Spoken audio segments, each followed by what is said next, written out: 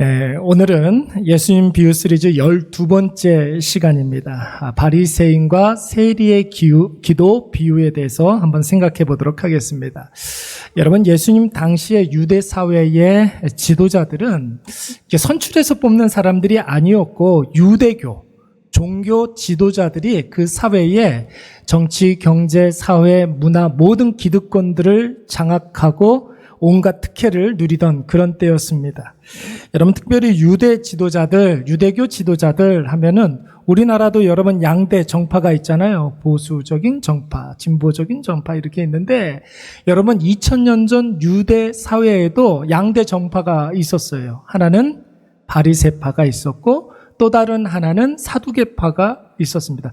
군소 정당들도 많이 있었어요. SNF파라든지 셀로파라든지 그런 파들이 이렇게 조금 있었긴 했지만 여러분 바리새파와 사두개파가 양대 정파, 그러니까 교파였습니다. 그 중에 바리새파가 굉장히 많은 기득권을 가지고 있었죠. 그래서 여러분 예수님 당시에 바리새인들 어떤 사람들이었느냐면 여러분들 이 사람들은 처음부터 이렇게 율법주의화된 그런 사람들이 아니었습니다. 처음에는 우리가 한번 신앙생활 하는 거, 기왕 신앙생활 하는 거 제대로 한번 해보자 하고서 말씀 중심의 자기의 삶을 살려고 그렇게 노력했었던 사람들이었습니다. 그래서 여러분 바리새라는 말 자체가 무슨 뜻이냐면 한번 따라서 한번 해보겠습니다. 구별된 자. 바리새라는 말 자체가 구별된 자라는 뜻이 있어요. 하나님의 말씀으로 자신의 삶을 결정하자 이렇게 시작했던 사람들이 바리새파였습니다. 그런데 여러분 시간이 지나면서 자신들이 가지고 있었던 그 말씀에 대한 그 권위가 하나의 기득권이 돼버리고 말았습니다.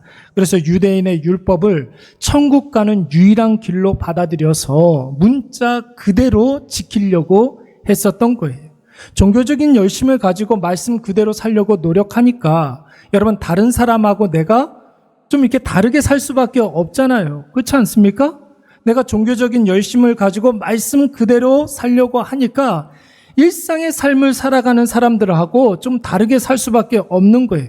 그러니까 여러분 그들의 생각 가운데 무슨 생각을 하게 됐냐면 우리와 같지 않는 사람들은 천국에 들어가지 못하고 그 사람들은 멸시하고 무시해도 된다라고 생각을 했던 거예요. 그래서 지옥불에 뗄감 정도로만 생각을 하고 우리와 같이 율법을 철저하게 지키는 사람만이 천국에 들어갈 수 있다 이렇게 생각하게 된 거죠. 여러분 그런 기득권을 가지고 있는 사람들이 그렇게 생각을 하고 그렇게 주입식 교육을 하니까 여러분 바리새파에 속하지 않은 사람들도 바리새인들을 굉장히 특별한 사람들로 그렇게 생각을 했습니다. 어느 정도로 특별하게 생각을 했느냐면 이 사람들은 이 세상에 살지만 이미 천국에 자리 하나씩 다 마련해 놓고 있는 사람들로 생각을 했단 말이에요. 그러니까 이 세상에 살고 있지만 천국 사람이기 때문에 우리의 모든 정치, 경제, 사회, 문화의 모든 권리를 모든 분야의 지도자로 삼을 수 있다 이렇게 생각을 했었던 것입니다. 그런데 여러분 예수님은 그런 사회적 풍토에 정면으로 반대했습니다. 아무리 바리새인이라 할지라도 천국을 따놓은 당상 이런 거 없다라는 거예요. 율법에 대해서 아무리 박식해도 구원과는 무관하다. 율법은 구원과는 무관하다. 율법의 1.1회까지도 다 지킬 수 있는 사람, 그런 사람 없다라고 예수님께서 가르쳐 주셨습니다. 여러분 이 사실을 이야기하기 위해서 오늘 예수님께서 제자들에게 바리새인과 세리의 기도를 통하여서 정말로 하나님 나라의 백성이 어떤 존재인지를 가르쳐 주고자 했던 것입니다. 여러분 9절 한번 볼까요? 9절 말씀에 뭐라고 그랬습니까? 또 자기를 의롭다고 믿고 뭐예요? 하나님 앞에 내가 의롭다라고 생각하는 자들. 그리고 다른 사람들에 대해서는 어떻게 했다고 그랬어요? 멸시하는 사람들. 바리새인과 같은 사람들. 이런 사람들 지적하기 위해서 바리새인의 기도와 세리의 기도를 지금 이야기하고 계시는 것입니다. 여러분 오늘 이 비유의 말씀을 우리가 묵상하기 전에 한 가지 염두에 둬야 될 것 한 가지가 있어요. 여러분, 이 비유의 소재는 기도이지만 여러분, 핵심은 무엇이냐면 기도에 관한 말씀이 아니에요. 기도에 관한 말씀이 아니라 어떤 사람이 하나님 나라에 합당한 사람인가?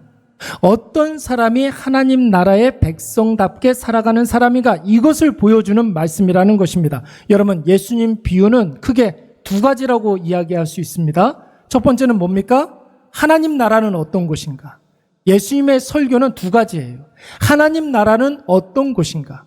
두 번째는 하나님 나라의 백성은 어떤 존재인가? 그러니까 여러분, 이 바리새인과 세리의 기도 비유는 하나님 나라 백성이 어떻게 살아가야 하는가를 분명하게 보여주는 설교라는 것입니다.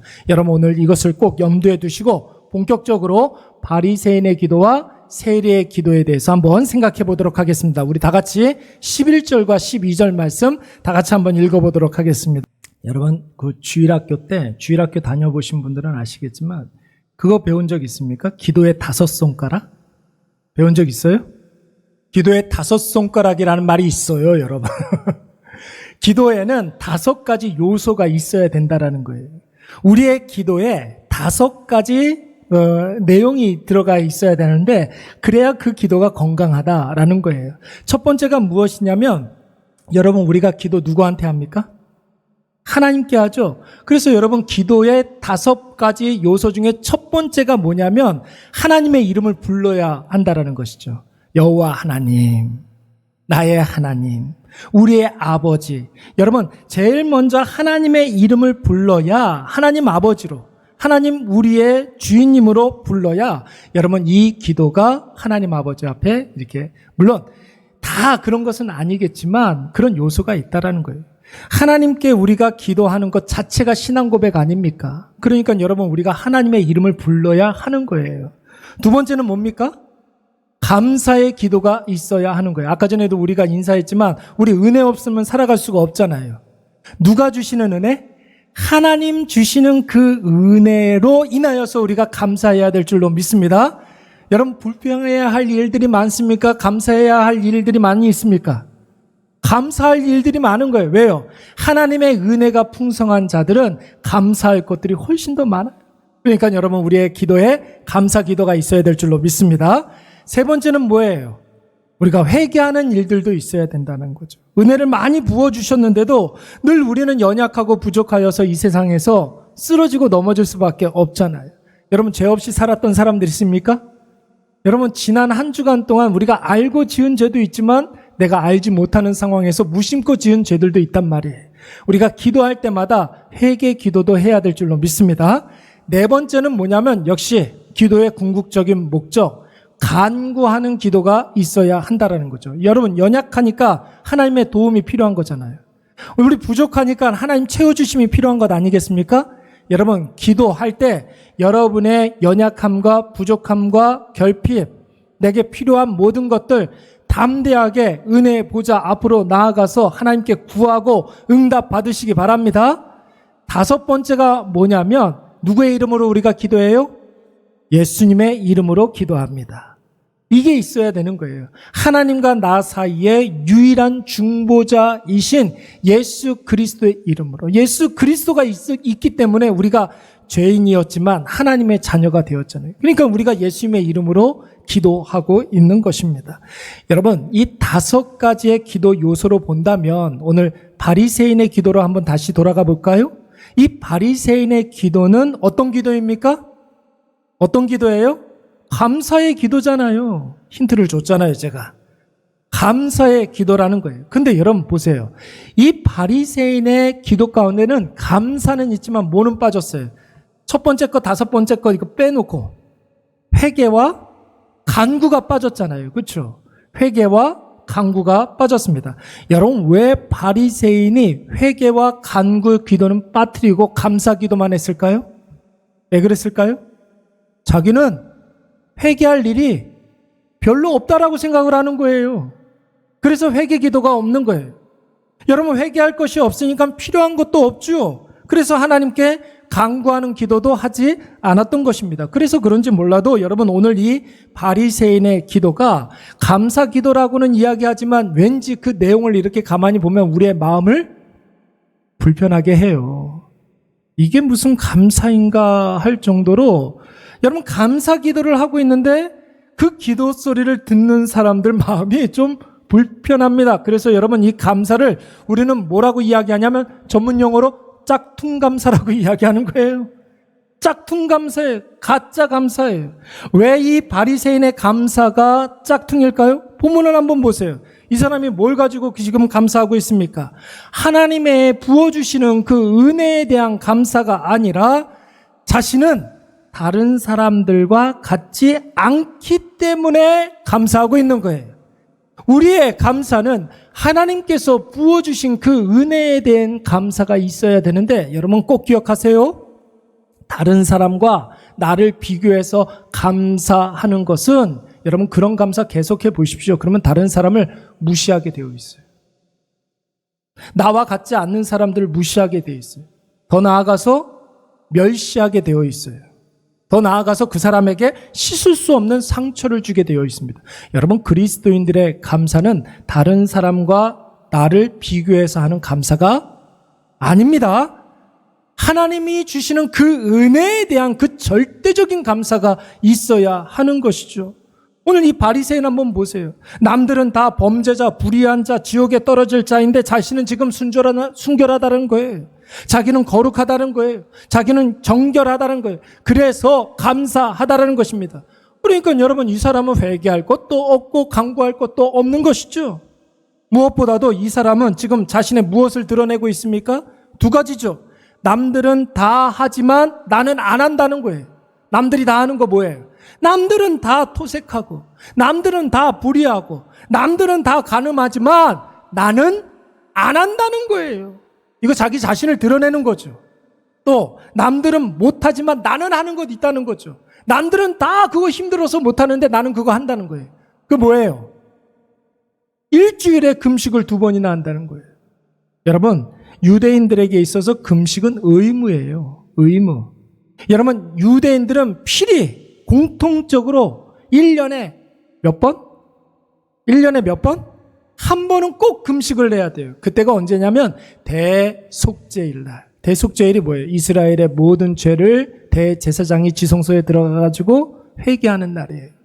그때는 슬퍼하며 애통해하면서 자기의 죄를 다 하나님 앞에 고하고 회개하는 날이에요. 모든 유대인들이 다 대속죄일에는 삼시세끼를 다 금식을 합니다. 근데 여러분 이 바리새인은 여러분 어떻습니까? 일주일에 몇 번 한대요? 자기는 일주일에 2번 한다는 것입니다. 여러분 얼마나 대단해요. 남들은 다 1년에 한 번밖에 금식하지 않는데 이 사람은 일주일에 2번 한다는 거예요. 하나님 앞에 남다른 열심을 갖고 있는 사람이죠. 그런데 여러분 겉으로만 볼 때는 정말 대단해 보이지만 이 바리새인의 금식은 진정한 회개의 금식이 아니라 뭐예요? 금식을 위한 금식이에요. 나는 나보다 낫다라는 내가 나보다 낫다라는 것을 보여주기 위해서 보여주기식의 금식이었습니다. 하나님께서 인정할까요? 인정하지 못할까요? 인정하지 못하는 거예요.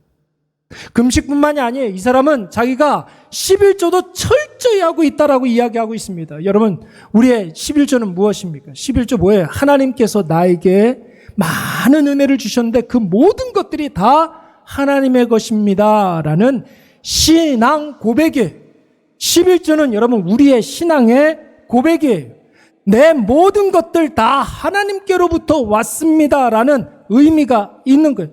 그래서 여러분 율법에서도 그 의미를 굉장히 중요하게 생각하기 때문에 그 11조가 형식화되지 아니하도록 그 11조가 제도화되지 아니하도록 너무 작은 것에 대해서는 유대인의 율법에 그렇게 쓰여 있어요. 너무 작은 것에 대해서는 11조에 적용하지 말아라 그렇게 이야기했단 말이에요. 그런데 여러분 바리새인들은 자기 자신을 드러내기 위해서 아주 작은 곡식의 알갱이까지도 계수해서 11조를 했다는 거예요. 자기를 드러내기 위해서. 별을 이렇게 추수를 하면은 그걸 다 세가지고 10분의 1을 계산을 해가지고 그거를 10분의 1로 드렸다는 거예요. 이제 큰일 났어요. 권만수 목사님. 농사 짓기 시작했는데, 텃밭을 이렇게 가꾸기 시작했는데, 다 하나씩 세가지고 11조 하셔야 돼요. 이파리 하나씩. 여러분, 바리새인들이 이런 짓을 하고 있었던 것입니다. 알갱이를 셀 수 없는 그런 단위의 것들이 있을 거 아니에요. 그것은 무게를 정확하게 측정해서 정확하게 10분의 1을 하나님께 드렸다는 거예요. 정말 대단하지 않습니까? 그런데 여러분, 문제는 뭐예요? 이 바리새인의 이 철저함이, 바리새인의 이 정확함이, 이 열심과 열정이 본질과 핵심을 다 퇴색시켜버리게 했다는 거예요. 11조의 의미가 중요한 것인데, 하나님께서 나에게 많은 은혜를 주셔가지고 그 은혜에 대한 감사로 나에게 있는 모든 것들은 다 하나님의 것입니다. 이런 의미가 있는데 자기 자신을 드러내기 위한 하나의 수단으로 전락시켜 버렸던 것입니다. 그래서 여러분, 바리새인을 중심으로 해서 주변에 있는 사람들은 바리새인들에게 다 무시당하고, 너는 나와 같지 않기 때문에 멸시해도 되고, 너는 나와 같지 않기 때문에 상처를 줘도 된다라고 생각을 했던 것입니다. 여러분, 이게 바로 바리새인들이 살아가는 방식이었습니다.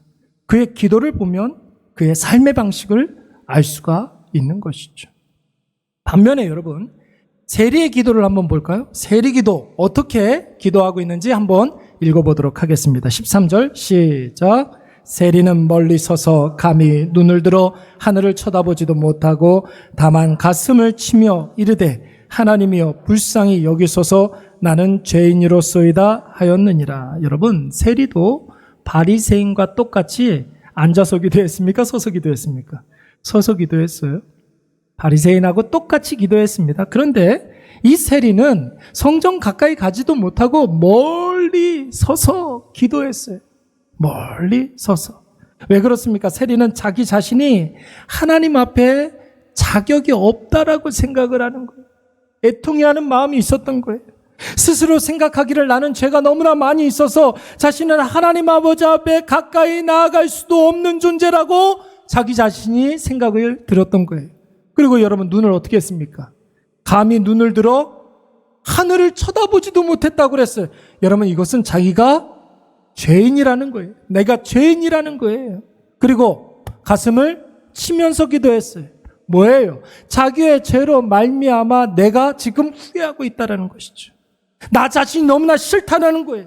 내가 정말로 그 죄로 인해서 내가 마음에 고통을 당하고 있다는 것을 의미하는 것입니다. 그리고 어떻게 기도했습니까? 주여, 나를 어떻게 했다라고요?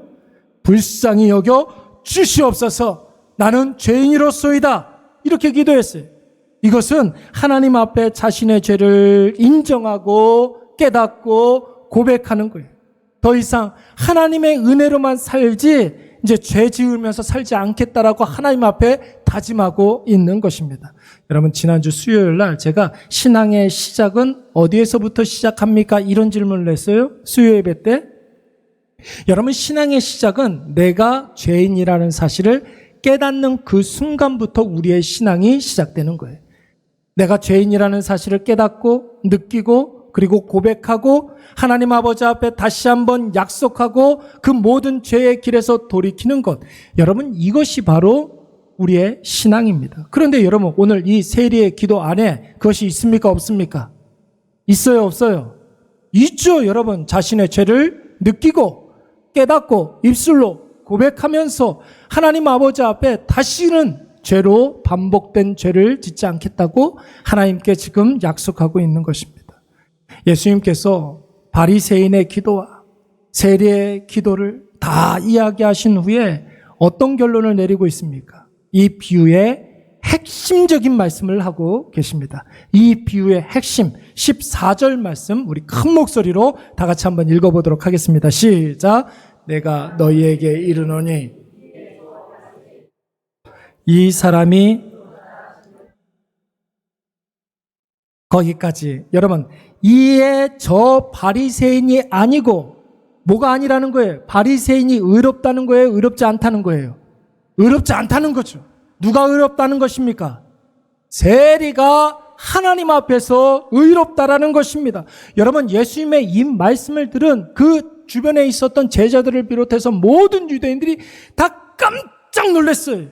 왜 그렇습니까? 앞서도 말씀드렸던 것처럼 당시의 유대인들은 바리새인 어떤 사람들이라고 그랬어요?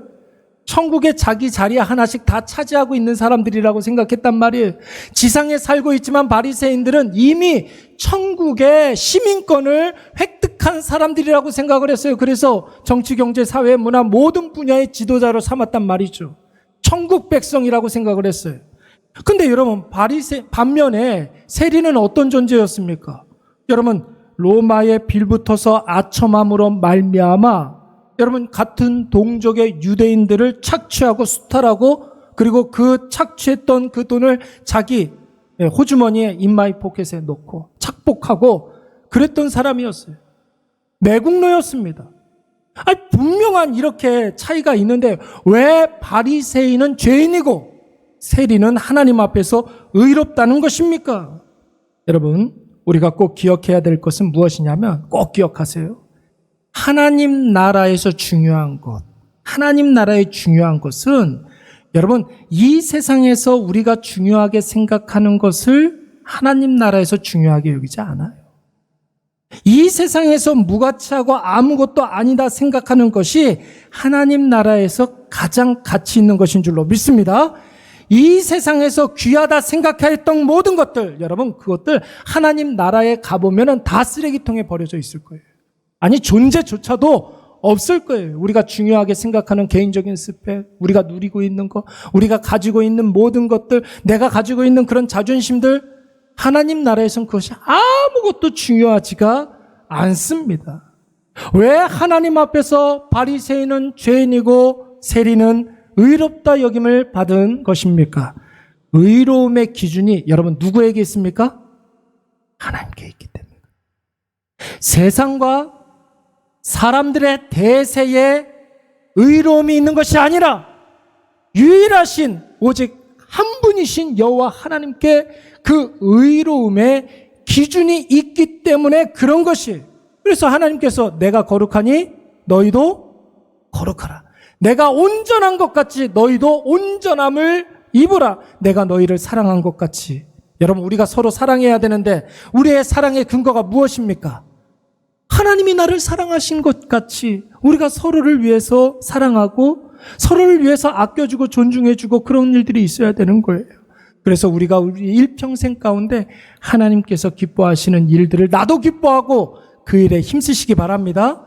우리의 모든 기준이 누구에게 있다고요? 하나님께 있기 때문에. 우리 모든 의로움의 기준이 하나님께 있기 때문에 그런 거예요. 우리 모든 것의 기준은 세상이 아니에요, 여러분. 사람이 아니에요. 오직 여호와 하나님 한 분 하나님께 있다는 사실 여러분 꼭 기억하시기 바랍니다. 사랑하는 여러분, 우리가 꼭 기억해야 될 것은 하나님이 나를 바라보실 때 내가 하는 말을 가지고 나를 평가하지 않아요. 내가 하고 있는 일, 내가 무슨 일을 하고 있느냐 이걸 가지고서 나를 평가하지 않아요. 내가 가진 것, 나의 어떤 사회적인 위치 이것을 가지고 나를 판단하지 않습니다. 여러분 그런데 바리새인은 어떻습니까? 자신은 남이 못하는 일을 한다고 자기 자신을 과대평가하고 있습니다. 자신은 남이 저지르는 그 잘못을 내가 지금 저지르지 않는다고 해서 나는 좀 괜찮은 사람이야 이렇게 생각하고 있어요. 근데 여러분 이 바리새인이 놓치고 있는 것이 무엇입니까? 율법은 아무리 철저히 지키려고 해도 그 율법이 인간의 죄를 사해 줍니까? 사해 주지 않습니까? 율법으로 여러분 그 사람의 죄가 사해지는 것이 아니에요. 율법을 다 지킬 수 있는 인간도 여러분 이 세상에는 있지 않아요. 율법이 여러분 유대인들이 정해놓은 율법이 613개인데 여러분 각 사람들마다 중요하게 생각하는 율법이 다 따로 있었어요. 그래서 여러분 금지법이 있고 꼭 해야 되는 그런 법이 있는데 여러분 이 법을 내가 지키려고 하면 다른 법을 어길 수밖에 없습니다. 사람이 만들어 놓은 법이기 때문에 이 율법이 서로 상충한단 말이에요. 그래서 여러분 이 율법을 완벽하게 지킬 수 있는 사람은 이 지구상에 있다 없다? 없어요. 여러분 혹시라도 여러분 그 613개의 모든 법을 다 지킨다 할지라도 율법은 여러분 구원의 도구가 될 수가 없어요. 율법은 딱 한 가지예요. 우리의 죄를, 연약한 우리의 모습을 적나라하게 드러내는 그 기능밖에 없습니다. 우리가 율법 앞에 서게 되면 내가 죄인이라는 사실을 알게 된단 말이에요. 이렇게도 안 되고 저렇게도 안 된다는 사실을 깨닫게 된다는, 그게 바로 율법의 기능이에요. 그래서 여러분, 하나님께서 보시는 것은 우리가 말을 얼마나 이쁘게 하느냐, 우리가 얼마나 비중 있는 일을 하느냐, 이런 거 보는 것이 아니라 중심의 변화, 내면의 변화, 사람들 앞에서 우리가 어떻게 살아가느냐, 이것이 중요한 것이 아니라 하나님 앞에서 우리가 어떤 태도, 어떤 자세로 살아가고 있느냐, 이것을 하나님께서 지금 보고 계시는 거예요. 사람들의 눈에 얼마나 이쁘게 보이느냐, 얼마나 잘나게 보이느냐, 그게 아니라 하나님 앞에 태도예요. 태도, 자세예요. 왜 예수님이 바리새인에게, 예수님께서도 욕을 좀 하셨어요. 뭐라고 욕을 하셨냐? 이 독사의 자식들아, 그랬단 말이에요. 바리새인들과 서기관들에게. 여러분, 왜 그들이 독사의 자식입니까? 그 어떤 누구도 지킬 수 없는 율법의 조항을 내세우면서 자신도 천국에 들어가지 못하면서 다른 사람도 천국에 들어가지 못하게 하기 때문에 독사의 자식들아, 그렇게 욕을 하신 거예요. 소경이 소경을 인도하면 둘 다 넘어지잖아요. 그런 격이라는 거죠. 예수님께서는 또 바리새인들에게 외식하는 바리새인들이여, 이렇게 이야기했습니다. 율법을 앞세워서 타인은 계속해서 정죄하고 상처를 주면서 남을 짓밟는 그 자리에서 자기가 높아지려고 하기 때문에, 남을 짓밟는 그 자리에서 자기를 좀 돋보이고자 했기 때문에 그런 거예요. 그래서 여러분 보세요. 외식하는 바리새인들과 서기관들이여, 그 바로 앞에 늘 붙는 말이 하나 있죠. 뭐예요? 화 있을진저. 외식하는 바리새인들은 화가 있다라는 거예요. 예수님께서 그들을 저주하고 있는 거예요. 왜 예수님께서 바리새인들을 회칠한 무덤이라고 이야기했겠습니까? 겉은 멀쩡해 보이고 그럴싸해 보이고 화려해 보이지만, 여러분, 그 속에는 뭐가 있어요? 무덤 속에 뭐가 있어요? 뭐가 있어요? 시체가 지금 썩고 있는 거예요. 유대 사회에. 여러분, 무덤은 동굴이라며요. 그리고 거의 다 가족 묘실이에요. 식구가 많으면 많을수록 그 안에 뭐가 더 많다? 시체가 많은 거예요. 뼈다귀가 그렇게 가득한 거예요. 그러니까 여러분, 냄새가 나니까 무슨 칠을 한 거예요? 회칠을 한 거예요. 냄새 나오지 말라고. 그러다 보니까 조금 더 우리 집 가족 묘실을 조금 더 화려하게 꾸미고 싶어가지고 돈을 그냥 갖다, 겉은 멀쩡해 보이고 화려해 보이지만 그 안에는 시체 썩는 냄새가 진동을 하고 있는 거예요. 우리 기독교는 여러분, 지성이면 감천인 종교가 아니에요. 여러분, 창세기 15장 말씀을 보세요. 아브라함의 무엇을 보고 그를 의롭다 여겼다고 그랬습니까? 아브라함이 여호와를 믿으니 여호와께서 그를 의롭게 하셨다고 그랬어요. 믿음으로 말미암아 우리가 의로워지는 것이죠. 하나님 앞에서 하나님의 뜻을 따라서 하나님이 원하시는 일을 하면서 방식도 하나님의 방식으로 하나님과 동행하는 그 사람이 바로 의로운 사람이지, 여러분, 그의 행위가, 그의 말이 그 사람의 의로움을 나타내 주는 것이 아니라는 것입니다. 세리를 보세요, 여러분. 세리는 하나님 앞에 섰습니다. 감히 하늘을 우러러 보지도 못하고 자신이 죄인이라는 사실을 깨닫고 하나님 앞에 고백하면서 나아가는 거예요. 자기의 가슴을 치면서 자신이 과거에 지은 죄를 후회하고 있어요. 그런 죄를 지은 자신을 슬퍼하고 있어요. 다시는 그런 죄를 짓지 않겠다 지금 다짐하고 있는 거예요. 여러분, 그리고 하나님께 지금 간구하고 있지 않습니까? 주여, 나를 불쌍히 여겨 주시옵소서. 주여, 나에게 은혜를 부어 주시옵소서. 내 힘으로는 내 죄를 어떻게 할 수가 없습니다. 내가 지은 죄를 끊을 수가 없습니다. 하나님의 은혜로 말미암아 하나님이 나를 불쌍히 여겨 주셔야지만 이 죄로부터 내가 자유로울 수가 있습니다. 지금 이렇게 고백하고 있는 것입니다. 사랑하는 여러분, 오늘 예수님의 이 비유의 말씀을 들은 사람들의 반응이 어땠을 것 같습니까? 여러분, 애초에 여러분 바리새인의 기도와 세리의 기도를 이야기해 주신 이유가 뭐였습니까? 왜 이런 이야기를 했다고요? 기도에 대해서 잘 모르는 제자들에게 가르쳐주기 위해서, 기도를 가르쳐주기 위해서 베푸신 비유가 아니에요. 9절 말씀을 한번 보세요. 어떤 사람을 위해서? 자기는 의롭다고 생각하고, 하나님 앞에서 자기는 의롭다고 생각하고, 다른 사람들을 멸시하는 사람들이 너무나 많았기 때문에 이 비유를 통해서 진짜 신앙인이 누구인지, 진짜 하나님의 자녀가 누구인지를 알려주고자 했던 것입니다. 여러분, 그런데 이 이야기를 들은 바리새인들은 예수님을 죽이려고 그때부터 계획을 세우게 됩니다. 자기를 공격한다고.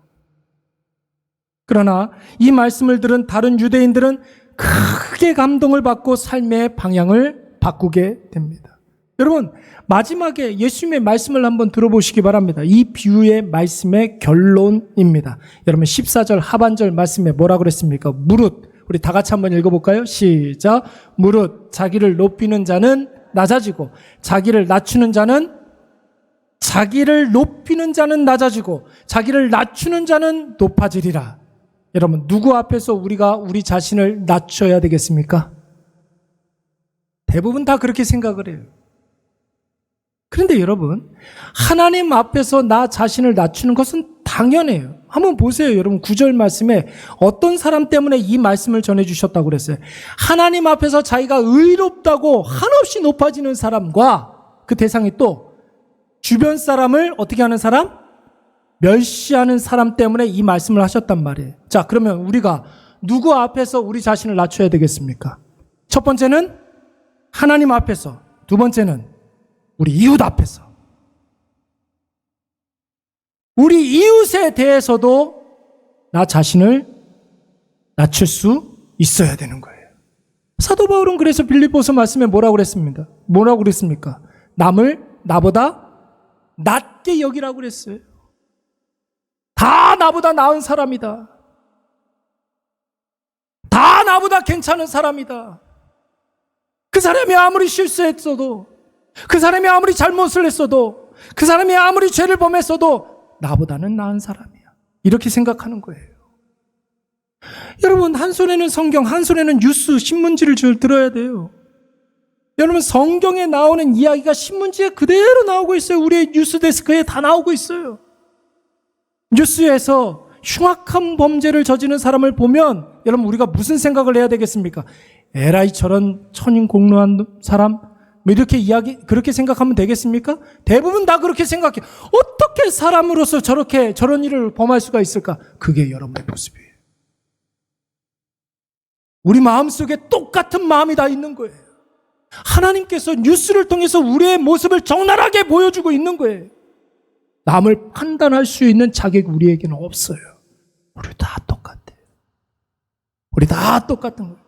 하나님 앞에서 우리가 낮추는 자들은 사람 앞에서도 우리 자신을 낮춰야 될 줄로 믿습니다. 하나님 앞에서 주여 나를 불쌍히 여겨 주시옵소서. 나는 죄인입니다. 그런 자세로 살아간다면 여러분, 우리 주변과 주변의 이웃들에 대해서도 여러분 자기 자신을 낮추고 그를 존중하고 그를 배려하고 그를 섬기는 그런 일들이 있어야 되지 않겠습니까? 선한 사마리아인, 여러분 한번 생각을 해보세요. 왜 이 사람이 선한 사람입니까? 가던 길을 멈췄다고 그랬어요. 다른 사람들은 다 죽어가는 사람들처럼 될까봐 그 자리를 다 피해서 도망갔는데 그 죽어가는 사람이 자기 자신의 모습이라고 생각해서 자기가 가는 길을 멈추고 그에게 필요한 것들을 제공해 줬단 말이에요. 이게 바로 사람 앞에서 자기 자신을 낮추는 거예요. 1만 달란트 빚진 자가 여러분 500데나리온 빚진 자를 어떻게 해야 되겠습니까? 자기가 10,000달란트 탕감받은 것처럼 그 사람의 모든 빚도 탕감해 줘야 될 줄로 믿습니다. 어떻게? 알았어, 됐어. 에휴, 괜찮아, 갚지 마. 이런 게 아니라 기쁨으로, 즐거움으로 기꺼이 내가 1만 달란트 탕감받은 사람이라는 사실만 묵상하면서 나에게 빚진 자의 그 빚을 갚아줘야 된다. 탕감해줘야 된다는 거예요. 여러분, 우리가 한 사람의 신앙인이 참된 그리스도인인가, 그 사람이 정말 참된 그리스도인인가, 이거 보려면 그 사람의 삶의 열매를 봐야 하는 거예요. 그 열매는 여러분 반드시 교회 안에서도 일어나야 되겠지만 이웃과의 관계에서 열리게 되는 것이죠. 가던 길을 멈추고 그에게 다가가서 그의 필요와 부족을 도와주고 그를 오히려 기뻐하는 일들이 있어야 돼요. 내가 10,000달란트 빚을 탕감받았다는 사실 때문에 다른 누군가의 잘못과 실수와 진 빚도 내가 기쁨으로 탕감되어 줄 수 있어야 하는 것이. 여러분 꼭 기억하세요. 하나님 나라는 세상과 달라요. 하나님 나라의 질서는 이 세상의 질서하고는 다르단 말이에요. 우리가 예수 그리스도를 믿고 하나님 나라의 백성이 되었다면 하나님의 법대로 하나님의 질서대로 살아야 될 줄로 믿습니다. 여러분 우리에게 주어진 시간을 썩어 없어질 껍데기 가꾸는데 사용하지 마시고 하나님의 의를 이루는데 사용하시기 바랍니다. 하나님 앞에서 의로운 하나님의 자녀로 세상과 사람 앞에서는 하나님의 나라를 질서를 세워가시는 저와 여러분이 되시기를 간절히 축원합니다. 우리